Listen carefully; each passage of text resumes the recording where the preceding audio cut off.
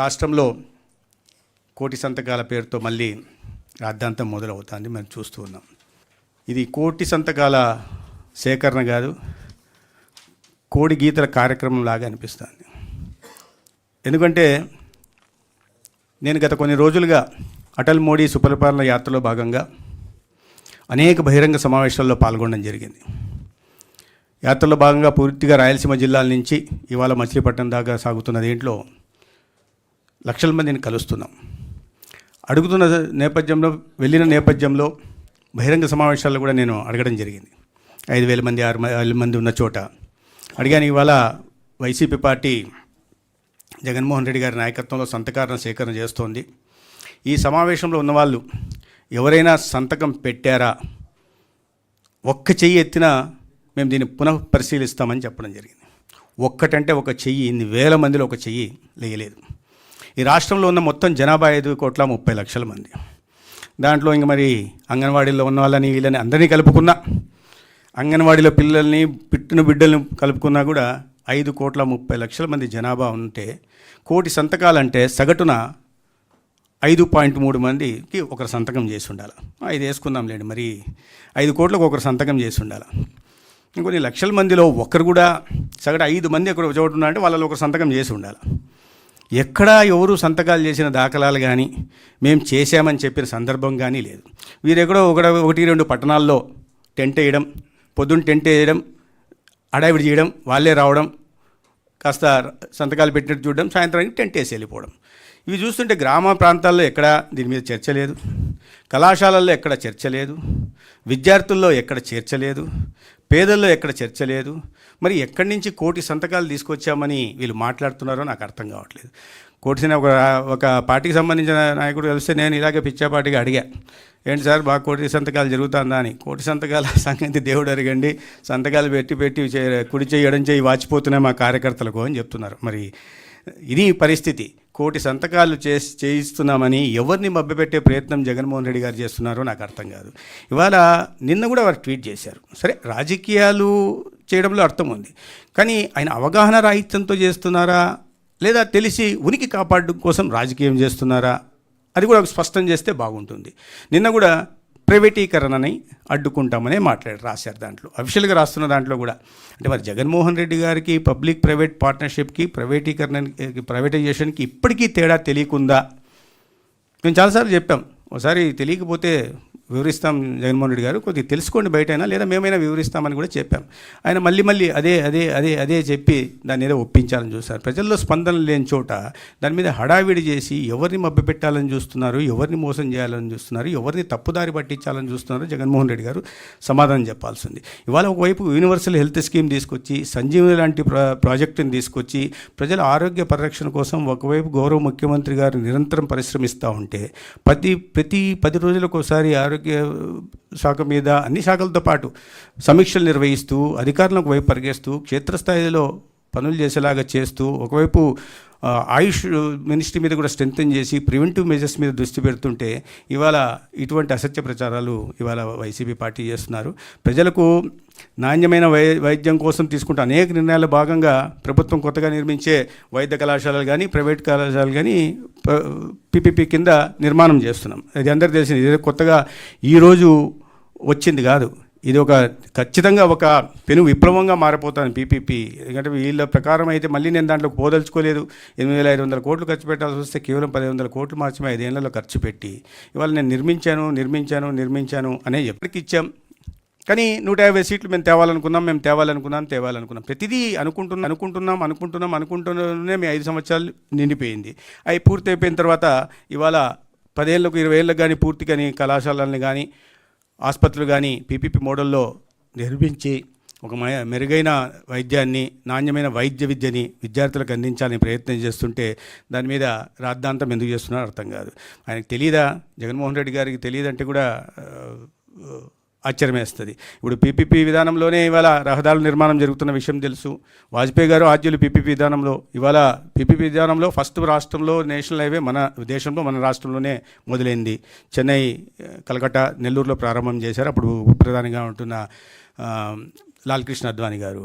అదేవిధంగా శంషాబాద్లో ఇవాళ పీపీపీ మోడ్లో నిర్మించిన ఎయిర్పోర్ట్ కారణంగా ఇవాళ హైదరాబాద్ ఎటువంటి ఆర్థిక ప్రగతి సాధిస్తుందో, అక్కడ రైతాంగానికి కానీ రాష్ట్రానికి ఎంత ఆదాయం వస్తుందో తెలియని విషయం కూడా కాదు. ఇవన్నీ తెలిసి కూడా పీపీపీ విధానంలో జాతీయ రహదారుల నిర్మాణం కానీ లేదా ఎయిర్పోర్ట్లు కానీ అన్ని మౌలిక సదుపాయాలు ఇవాళ దేశంలో జరుగుతున్న విషయం తెలిసిన విషయమే. అయినప్పటికీ కూడా ఇదే విధంగా ఎయిర్పోర్ట్లు ఆయనే కదా ఆయన సమయంలో పోర్ట్లు మరి ప్రైవేట్ పరమే చేశారు కదా, ప్రైవేట్ పరమా అది పీపీపీ మోడ్లో ఇస్తున్న దాన్ని ప్రైవేట్ పరం చేసిన వాళ్ళు ఇవాళ పీపీపీ మోడ్లో నిర్మిస్తుంటే దాన్ని రాద్ధాంతం చేసే ప్రయత్నం ఇవాళ చేస్తున్నారు. ఈ రాష్ట్రంలో ఉన్న ఆర్థిక పరిస్థితి తెలియంది కాదు, ప్రజలకు తెలియజెప్పాల్సిన బాధ్యత ప్రభుత్వం మీద ఉంటుంది. కేవలం మెడికల్ కాలేజీలు నిర్మించడం మాత్రమే రాష్ట్రం చేసే పని కాదు, ఇతరత్ర అనేక రకాల కార్యక్రమాలు ఉంటాయి. దానికి ఒక ప్రత్యామ్నాయంగా మెడికల్ కాలేజీలు నిర్మించడానికి అవకాశం ఉన్నప్పుడు ఆ ప్రత్యామ్నాయాన్ని వాడుకుంటే వచ్చిన నష్టమేంటో తెలియట్లేదు. అన్ని రాష్ట్రాల్లో ఉన్నదే, ఒక కేవలం బీజేపీ ఎన్డీఏ పాలిత రాష్ట్రాల్లో కాకుండా అనేక రాష్ట్రాల్లో, జార్ఖండ్ రాష్ట్రంలో ఉంది, వెస్ట్ బెంగాల్లో ఉంది, ఇప్పుడు ఢిల్లీలో కూడా 11 కాలేజీలు ప్రతిపాదనలు పెడుతున్నారు, పక్కన ఉంటున్న కర్ణాటకలో కూడా 11 కాలేజీలకు ప్రతిపాదనలు పెట్టారు. ఇన్ని చోట్ల పీపీపీ మోడల్లో కళాశాలలు నిర్మించాలని ప్రయత్నం చేసి, అది కూడా ప్రభుత్వ విధానంలో భాగమే. ఇది ప్రభుత్వ విధానంలో భాగమైన దాని మీద కోర్టుకు వెళ్తా అని జగన్మోహన్ రెడ్డి గారు చెప్తున్నారు. నేను నిజంగా సవాల్ ఇస్తున్న జగన్మోహన్ రెడ్డి గారు, మీరు కోర్టుకు వెళ్ళాలి. జగన్మోహన్ రెడ్డి గారు, మీరు గతంలో మీ వాళ్ళ చేత హైకోర్టులో వేశారు. హైకోర్టులో రిట్ పిటిషన్ వేస్తే చాలా స్పష్టంగా, పబ్లిక్ ఇంట్రెస్ట్ లిటిగేషన్ వేస్తే చాలా స్పష్టంగా కోర్టు చెప్పింది, రాష్ట్రానికి ఆర్థిక వనరులు ఏమున్న దృష్ట్యా ప్రత్యామ్నాయ మార్గాలు చూసి పీపీపీ మోడల్లో కళాశాలలు నిర్మిస్తే తప్పేంటి అని చెప్పారు. అది మరి తర్వాత సుప్రీంకోర్టుకు కూడా ఎవరినో ప్రేరేపించి పంపించారు కేఏపాల్ గారిని, వాళ్ళు అక్కడ మొట్టికాయలు వేసి పంపించారు ఆయన్ని. అయ్యా మీ రాష్ట్రంలో పీపీపీ మోడల్లో ప్రతి చోట ఉన్నది విధానపరమైన నిర్ణయం, నీకు తెలియదేమో, ఇక్కడ దాకా వచ్చావు, హైకోర్టుకు వెళ్ళి కావాలంటే అని చెప్పారు. అది కూడా ఆయనకు తెలుసు. అయినా ఇప్పుడు నేను కోర్టుకు వెళ్తా అంటున్నారు. జగన్మోహన్ రెడ్డి గారు, మీరు ఖచ్చితంగా ఈ విషయం మీద కోర్టుకు వెళ్ళాలి. మీరు కోర్టుకు వెళ్ళి మీరు ఒప్పని నిరూపించండి, ఖచ్చితంగా ప్రభుత్వం పునఃపరిశీలిస్తుంది ఈ విషయాన్ని. అలా కాకుండా వెళ్తాను అని చెప్పడం తప్పిస్తే, ఆయన ఏది చేసే అలవాట్లేదు. ప్రభుత్వం ఉన్నప్పుడు కూడా చేస్తాను అని చెప్పడం తప్పిస్తే చేసిన పాపాన ఏనాడు వెళ్ళలేదు. ఇవాళ రక్షణ రంగంలో, ప్రధానంగా మన దేశంలో రక్షణ రంగంలో కూడా పెద్ద ఎత్తున ప్రైవేట్ భాగస్వామ్యంతో ఇవాళ ప్రాజెక్టు చేపడుతున్నారు. ఎంతో కీలకమైన రక్షణ రంగంలో కూడా ప్రైవేటు భాగస్వామ్యంతో పెట్టుబడులు పెడుతున్నప్పుడు, ప్రాజెక్టుల నిర్మాణం చేపడుతున్నప్పుడు, మరి ప్రజలకు, పేదలకి వైద్యం చేసే, మేలు చేసే ప్రైవేటు వైద్య రంగంలో మాత్రం ప్రైవేట్ భాగస్వామ్యం ఎందుకు ఉండదో సమాధానం చెప్పాల్సింది. రక్షణ రంగం చాలా కీలకమైంది, భద్రతకు సంబంధించింది. అటువంటి చోటే ప్రైవేటు భాగస్వామ్యాన్ని అనుమతించినప్పుడు మరి పేదలకు మేలు చేసే చోట ఎందుకు చేయకూడదు? అదే అనుకుంటే ఒకవైపు మీరు ఈ పీపీపీ మోడల్లో నడుస్తున్న ఆరోగ్యశ్రీ పథకాన్ని ఎప్పుడు కూడా గొప్పలు చెప్పుకుంటూ, అది మా గొప్ప అని చెప్పుకుంటూ, రెండో వైపు పీపీపీ మోడల్లో కళాశాలలు నిర్మిస్తుంటే తప్పు పడుతున్నారు. ఎందుకు ఈ ద్వంద్వ ప్రమాణాలు? మరి 108, 104 కూడా ప్రైవేట్ భాగస్వామ్యంతో నడుస్తున్నవే కదా. అది కూడా మీ హయాంలోనే మీకు కావాల్సిన వాళ్ళకి ఇచ్చుకున్నారు కదా. అనేక ఆసుపత్రుల్లో వాళ్ళ క్యాత్ ల్యాబులు కానీ ఇతర డయాగ్నోస్టిక్ ఎక్విప్మెంట్లు కానీ ప్రైవేట్ భాగస్వామ్యంతో నడుస్తున్నది. అవి ఏది ప్రైవేట్ పరం చేసినట్టు కాదు, ప్రైవేట్ వాళ్ళకి అమ్మేసినట్టు కాదు, ప్రభుత్వ ఆస్తులను అమ్మేసినట్టు కాదు. ఈ విధానం పూర్తిగా యాజమాన్య హక్కులు ప్రభుత్వం దగ్గర ఉంటాయని పదే మేము చెప్తూనే ఉన్నాం. కానీ వాస్తవాలను వక్రీకరించి ప్రజలు మభ్యపెట్టే, ప్రజల్లో అంత స్పందన లేదు, అయినప్పటికీ మభ్యపెట్టే ప్రయత్నం చేస్తున్నారు. ఇవి కేవలం వాళ్ళ ఉనికిని కాపాడుకోవడానికి చేసినట్టే ఉంది. పైగా వీళ్ళు మాట్లాడుతుంటే ఇవాళ ఆత్మనిర్భర్ లాంటి కార్యక్రమాలు, రక్షణ సేకరణ విధానంలో సంస్కరణలు, డిఫెన్స్ ఇండస్ట్రియల్ కారిడార్లలో ప్రైవేట్ పెట్టుబడులను ప్రోత్సహిస్తున్నాం.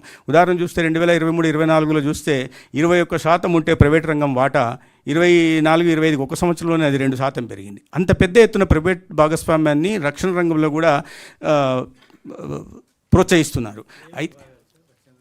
రక్షణ రంగంలో అన్నీ ఇప్పుడు ఆత్మనిర్భర్ భారత్ కింద రక్షణ వ్యవస్థలో అనేక ప్రాజెక్టులలో ఇప్పుడు మీరు ఏరోస్పేస్ చేస్తున్నారు, శాటిలైట్స్, ఇవన్నీ కూడా రక్షణ రంగం, ప్రైవేట్ రంగంని కూడా ప్రోత్సహిస్తున్నారు. ఇవాళ చాలా వస్తున్నాయి. స్కై రూట్ అనేది వస్తుంది మన రాష్ట్రం నుంచి కూడా, డ్రోన్స్ వీటిని చేస్తున్నారు. చాలా వీటిలో ప్రైవేట్ రంగాన్ని మన రాష్ట్రంలో కూడా వస్తుంది.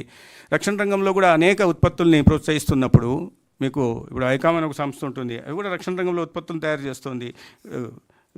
కావాల్సిన వెపన్స్ని తయారు చేస్తున్నారు, రక్షణ రంగ ప్రైవేట్ భాగస్వామ్యంతో చేస్తున్నారు. కాబట్టి ఇటువంటి కీలకమైన వాటిల్లోనే చేస్తున్నప్పుడు పేదలకు చాలా ఉపయోగపడే వైద్య రంగంలో ఎందుకు వీళ్ళు వ్యతిరేకిస్తున్నారో మరి అర్థం చేసుకోవాలి.